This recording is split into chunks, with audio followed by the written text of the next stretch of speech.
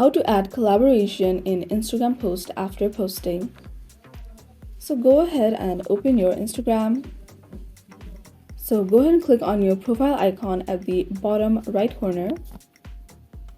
And you can just go to one of the posts that you have already posted. And you can see the three dots right above the post. And if you click on edit, so you can see the only thing that you can edit is the caption and the hashtag itself. So the only thing you can do as of right now is go ahead and click on this plus sign at the very bottom and then select the post that you want to add the collaboration in, and then click on next. So go ahead and click on next again.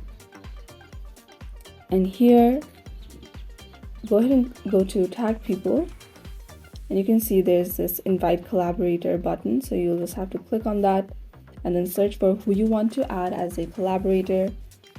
And then once you select the person, go ahead and click on this tick mark button. And that's the only way that you can do it right now. So you will not be able to add collaboration in Instagram post after posting in the current update of Instagram.